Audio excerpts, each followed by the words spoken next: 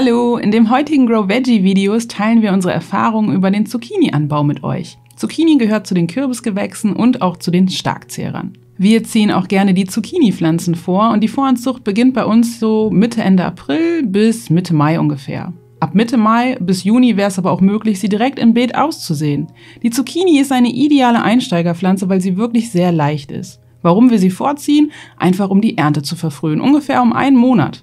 Die Saattiefe der Zucchini ist so bei 2 bis 3 Zentimetern und sie braucht eine Keimtemperatur von 20 bis 24 Grad. Wenn wir sie aussehen, machen wir das direkt in größere Töpfchen und da kommt auch keine Aussaaterde rein, sondern eine Kompost- und Gemüseerde. Die Zucchini gehört zu den Starkzehrern und sie wird eben nicht gerne pikiert, deswegen kommt sie bei uns direkt in größere Pöttchen, die wir hinterher dann auch auspflanzen. Das passiert dann so Mitte Mai bis Juni und wenn wir sie auspflanzen, dann wird sie auch extra noch ein bisschen tiefer gesetzt und bildet dann neue Wurzeln. Wo in meinem Garten möchte die Zucchini denn stehen? Sie hat es gerne warm und sonnig, aber ein halbschattiger Platz funktioniert bei ihr auch. Sie bildet dann eben einfach nur weniger Früchte. Aber es funktioniert. Wir wissen, die Zucchini braucht extra viel Nährstoffe und bei ihr funktioniert es auch gut mit Pferdemist. Wir verwenden einen, der ein paar Monate abgelagert ist, aber auch Kompost ist eine gute Idee. Ihr könnt sie sogar in den Komposthaufen pflanzen. Selbst das funktioniert, wenn der nicht zu schattig steht. Wie viel Platz braucht die Zucchini? Wir denken, dass sie so 1 bis 1,5 Quadratmeter pro Pflanze schon braucht und wir pflanzen sie immer zu zweit, also mindestens zu zweit, denn das steigert den Ertrag. Wir haben eine bessere Bestäubung und somit bekommen wir auch später mehr Früchte.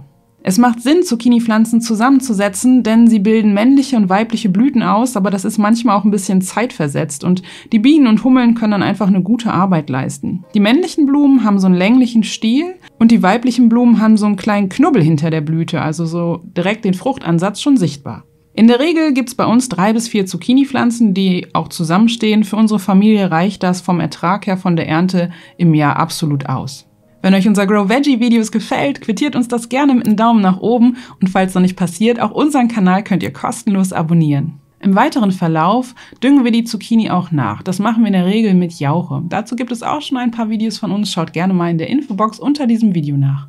Und mit wem steht die Zucchini gerne in Nachbarschaft? Ja, das sind Bohnen, Zwiebeln, Erbsen, aber auch Mangold. Nicht so gern hingegen steht sie zusammen mit Tomaten, Gurken und Kartoffeln. Kleiner Tipp bei der Ernte, wenn es dann losgeht mit der Ernte, unbedingt auch schon die ganz kleinen Zucchinis ernten. Zum einen, weil sie damit eine weitere Blüten- und Fruchtbildung angeregt wird, zum anderen auch, weil sie köstlich schmecken. Sie schmecken tatsächlich süß und wenn ihr Kinder habt, erst selber probieren, ob sie bitter sind und wenn sie nicht bitter sind, was die Regel sein sollte, dann unbedingt dem Nachwuchs geben. Sie schmecken so köstlich.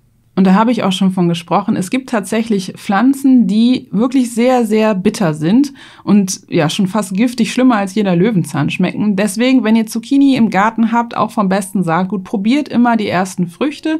Wenn die ersten Früchte so giftig sind, dann kann man die ganze Pflanze direkt entsorgen. Das passiert selten, aber es passiert. Und gerade wenn ihr Kinder habt oder wenn ihr Zucchini dann kochen wollt oder so oder einfach erhitzen, dann unbedingt vorher probieren. Das ist ja eine Sache, die man sich im Garten angewöhnt und das ist gut.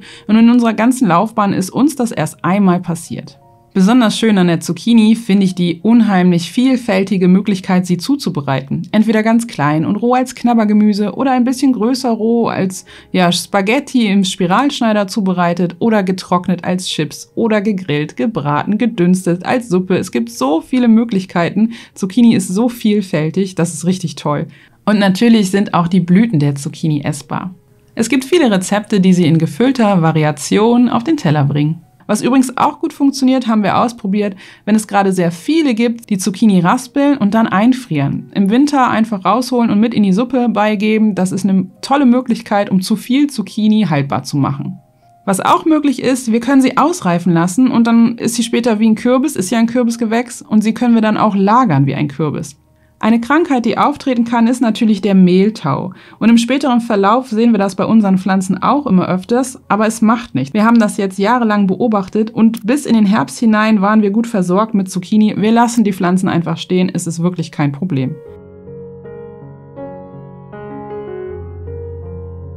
Zum Weiterschauen haben wir noch hier unsere Playlist über den Anbau weiterer Kürbisgewächse verlinkt und hier unten findet ihr unsere Playlist mit den ganzen kurzen, knackigen Grow Veggie Videos. Viel Spaß mit den Zucchinis bei euch im Garten!